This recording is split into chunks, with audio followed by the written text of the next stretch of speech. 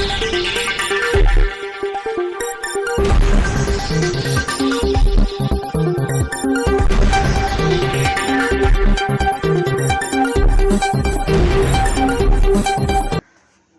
નગરપાલિકાની ચૂંટણીને લઈને વડોદરા જિલ્લા પ્રભારી ડોક્ટર વિજય શાહના વરદ હસ્તે મધ્યસ્થ કાર્યાલયનું લોકાર્પણ કરવામાં આવ્યું। કરજણ નગરપાલિકાની ચૂંટણીને લઈને કરજણ નગરમાં ભારે રાજકીય ગરમાવો જોવા મળી રહ્યો છે। ગતરોજ કરજણ નગરપાલિકાની ચૂંટણીને લઈને વડોદરા જિલ્લા પ્રભારી ડોક્ટર વિજય શાહના વરદ હસ્તે રિબન કાપીને દીપ પ્રગટાવીને કાર્યાલયનું લોકાર્પણ કરવામાં આવ્યું હતું। આ પ્રસંગે આમ આદમી પાર્ટીમાં જોડાયેલ પૂર્વ કોર્પોરેટરોને પ્રભારી ડોક્ટર વિજય શાહે આડે હાથ લીધા હતા। કાર્યક્રમમાં વડોદરા જિલ્લા ભાજપ પ્રમુખ સતીશ પટેલ, નિશાળા ધારાસભ્ય અક્ષય પટેલ, કરજણ નગર અને તાલુકા પ્રમુખ સહિત ભારતીય જનતા પાર્ટીના કાર્યકરો, હોદ્દેદારો મોટી સંખ્યામાં ઉપસ્થિત રહ્યા હતા। બ્યુરો રિપોર્ટ, શિનોર સમાચાર ન્યૂઝ, કરજણ।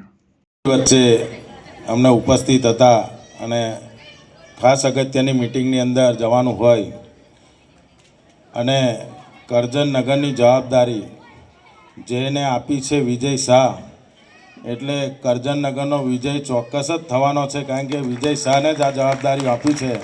એવા આપણા સૌના લાડીલા શ્રી વિજયભાઈ, ભારતીય જનતા પાર્ટીના આપણા વડોદરા જિલ્લાના પ્રમુખ શ્રી સતીશભાઈ, કરજણ નગરના પ્રમુખ શ્રી વિમલભાઈ, ભારતીય જનતા પાર્ટીના આપણા જિલ્લાના મહામંત્રી શ્રી ડૉક્ટર બીજે બ્રહ્મભટ્ટ, તાલુકાના પ્રમુખ શ્રી જયદીપસિંહજી, તેમજ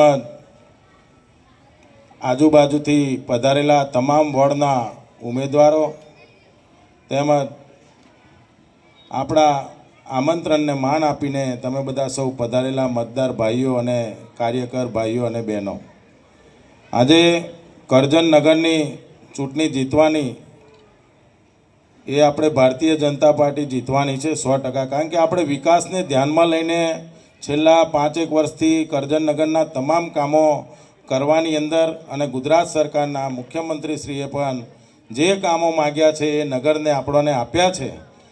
આપણે એ રણનીતિ ઉપર આ ચૂંટણી જીતવાની છે। આજે વડોદરા જિલ્લાની અંદર કરજણ નગરની વાત કરીએ તો ગુજરાતની અંદર કરજણ નગરની અંદર મુખ્યમંત્રી સ્વર્ણિમ યોજના હેઠળ લગભગ 370 કરોડ રૂપિયાના છેલ્લા 5 વર્ષની અંદર આપણે કામ કર્યા છે। એવી જ રીતે ધારાસભ્યના લોકફાળો એની અંદર લગભગ જે 10 કરોડના કામો આપણે પૂર્ણ કર્યા છે અને જનભાગીદારી ધારાસભ્યના બીજા જે કામો છે એવા 6 કરોડની ઉપરના કામો આપણે મંજૂર થઈ અને આવનારી બોડી આપણી બેસે તો એ સતત કામ ચાલુ થવાના છે। એવી જ રીતે જ્યારે ડ્રેનેજના પ્રોબ્લેમ હતા, માનનીય મુખ્યમંત્રીશ્રીને આપણે રજૂઆત કરી, અહીંથી આપણા જયેશભાઈને બધા સાથે ગઈ અને ડ્રેનેજના પ્રોબ્લેમ માટે જે રજૂઆત કરી એની અંદર લગભગ 20 કરોડ રૂપિયા માનનીય મુખ્યમંત્રીશ્રીએ આપણને આપ્યા અને એનું કામગીરી પણ શરૂ થઈ ગઈ છે। એવી જ રીતે express highway, national highway, railway અને રેલવે કોરિડોર કરજણના નગરની આજુબાજુથી પસાર થતા હોય અને ઘણીવાર એક્સિડન્ટની અંદર હોસ્પિટલોની જરૂર હોય, આપણી ઘણા વખતથી માગણી હતી કે ભાઈ આપણને એક મોટી હોસ્પિટલ આપે, એવી મુખ્યમંત્રીશ્રીએ આપણને લગભગ અને આરોગ્ય મંત્રીશ્રીએ ચર્ચા કરી અને આપણને 100 બેડની મોટી હોસ્પિટલ આપણને મંજૂર કરીને આપી છે। એવી જ રીતે અવારનવાર આટલી બધી કંપનીઓ, માનનીય વિજયભાઈ શાહે કીધું કે અહીંયા એક ઇન્ડસ્ટ્રીનો હબ છે અને આટલી બધી ઇન્ડસ્ટ્રીની અંદર કોઈ પણ હોનારત થતી હોય, અવારનવાર આગના બનાવો બનતા હોય, એટલે આખા વડોદરા જિલ્લાનું વડુ મથક ફાયર સ્ટેશન અત્યારે હાઈવે ઉપર લગભગ 90% કામ થયું છે। એ ફાયર સ્ટેશન પણ આપણને સરકારે આપ્યું છે। આજે વડોદરા જિલ્લાની અંદર કરજણની અંદર સૌથી વધારે TDS એટલે 1200થી પણ વધારે TDSનું પાણી કરજણની પ્રજાએ પીતી હતી। એને ધ્યાનમાં લઈને જે આપણી માગણી હતી કે ભાઈ અમને પીવાનું પાણી ચોખ્ખું મળે, એ આપણી માગણીને પણ મુખ્યમંત્રીશ્રી અને સરકારશ્રીએ આપણી માગણી સ્વીકારી અને અત્યારે કરજણ નગરના અંદર નવા બજાર ખાતે લગભગ દરરોજનું 50 લાખ લીટરથી પણ વધારે પાણી આપણે નર્મદાનું કરજણને આપતા થયા છે। અને લગભગ મહિના દોઢ મહિનાની અંદર જૂના બજારને પણ નર્મદાનું પાણી પીતા આપણે કરવાના છે.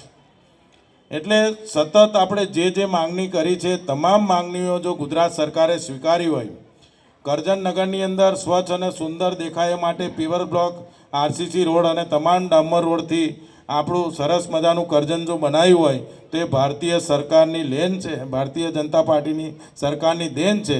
તો આપણે બધાએ ભારતીય જનતા પાર્ટીના આ સ્ટેજ ઉપર બેઠેલા ઉમેદવારોને જીતાડવાની પણ આપણી ફરજ છે. તો આપણે બધા એક સાથે રહી અને ભારતીય જનતા પાર્ટીના તમામ ઉમેદવારોને જીતાડો. અને વિજયભાઈએ કીધું એ રીતે કે ભાઈ આવનારા દિવસોની અંદર જે ભારતીય જનતા પાર્ટીની ચોખ્ખી છબી ધરાવતા એવા ઉમેદવારો છે, તો ધારાસભ્ય તરીકે મને પણ કામ કરવાની મજા આવશે અને આવા માણસોને જીતાડશો તો આવનારા દિવસોની અંદર કરજણ આનાથી પર વધુ સુંદર દેખાય. 7 ઇલેક્શન વોર્ડ, દરેક વોર્ડમાં 4,000 મતદારો. અને તમને જાણીને નવાઈ લાગે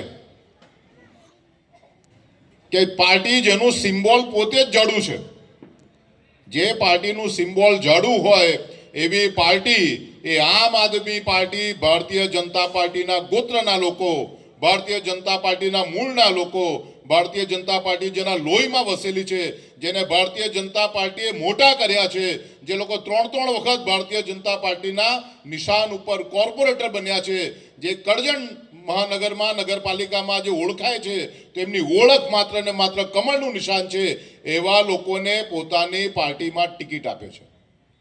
અને આપણા લોકો માત્ર ને માત્ર સત્તાની ભૂખને કારણે ભારતીય જનતા પાર્ટી છોડી અને આમ આદમી પાર્ટીમાં આજે ઉમેદવાર બન્યા છે. 3 વખત જેને પાર્ટી ઉમેદવાર બનાવ્યા, જેને લોકોએ પ્રમુખ બનાવ્યા, જેને ઉપપ્રમુખ બનાવ્યા, જેને સમિતિના ચેરમેન બનાવ્યા, આવા લોકો જ્યારે આપણા પાર્ટીના વિરુદ્ધમાં, આપણા પાર્ટીની સિવાયની પાર્ટીમાં, રાષ્ટ્ર વિરોધી પાર્ટીમાં, એવી આમ આદમી પાર્ટીમાં જ્યારે ઉમેદવારી કરતા હોય ત્યારે આપણને કહેવાનું મન થાય કે અત્યારે કરજણ નગરપાલિકાની ચૂંટણી એ માત્ર નગરપાલિકાની ચૂંટણી નથી, પરંતુ વિશ્વાસઘાતી, એની સામે વિશ્વાસની ચૂંટણી છે. જે લોકોએ ભારતીય જનતા પાર્ટીની સામે વિશ્વાસઘાત કર્યો છે, આવા વિશ્વાસઘાતી લોકોની સામે આ વિશ્વાસની ચૂંટણી છે.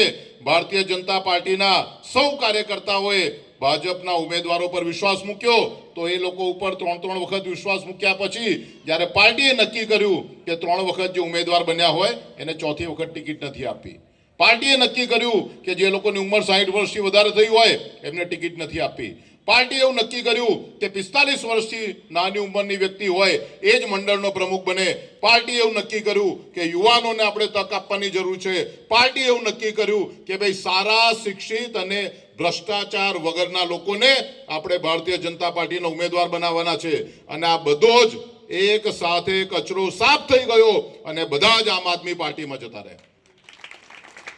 જેટલા લોકો આજે બીજી પાર્ટીમાંથી ઇલેક્શન લડે છે એ લોકોને ધ્યાનમાં રહેવું જોઈએ કે આ કરજણ નગરપાલિકામાં તમારી ઓળખ છે એ ભારતીય જનતા પાર્ટીના કમળને લીધે છે. જે દિવસે તમે બીજી પાર્ટીમાંથી ફોર્મ ભર્યું છે તમારી ઓળખ પૂરી થઈ ગઈ છે. અને તમે વિચાર તો કરો કે તમારા જ ત્યાંના ઉમેદવાર, અપક્ષના ઉમેદવાર એ ભાજપના ધારાસભ્યના ફોટા સાથેના એ પોતાની પ્રચારની પત્રિકાઓ મૂકે, અલ્પેશ ઠાકોરની સાથે પ્રચારની પત્રિકા મૂકે, અડધો કલાકમાં તમને વિડીયો જોવા મળશે. અલ્પેશ ઠાકોર એવું કહેશે કે મારું સમર્થન માત્ર ને માત્ર ભારતીય જનતા પાર્ટીના ઉમેદવારને છે, હું કોઈ અપક્ષ ઉમેદવારને સમર્થન આપતો નથી. 3 વખત ભાજપમાંથી ટિકિટ લીધા પછી મોહમ્મદ સિંધી જેવા લોકો એ આપણને એવું કે ભાઈ હવે તો હું આમ આદમી પાર્ટીનો ઉમેદવાર છું. એના વિસ્તારમાં જઈને રવિવારે સભા કરી અને અમે ત્યાંના લોકોને કહેવાના છે કે મોહમ્મદ સિંધી અને એના સાથીદારો અત્યાર સુધી એટલા માટે કશું જ નહોતા કરી શકતા કારણ કે ભારતીય જનતા પાર્ટીમાં હતા. આજે જો એવું કહેવા માંગતા હોય કે ભાઈ ભારતીય જનતા પાર્ટીને બદલે હું આમ આદમી પાર્ટીમાંથી ઉમેદવાર તરીકે ઊભો છું, મને જીતાડીને બતાવો. આ મંચ ઉપરથી અમે તમને કહીએ છીએ કે 4માંથી કોઈ પણ એક સીટ ઉપર વોર્ડ નંબર 7માં તમે જીતાડીને બતાવો. આખું વડોદરા મહાનગર, કરજણ નગર એ વોર્ડ નંબર 7માં કામ કરશે. 7માંથી એક પણ, 4માંથી એક પણ સીટ ઉપર તમે વોર્ડમાં જીતી નહીં શકો. ગરીબોના ઘર ઉપર જેમના ઘર ચાલે છે,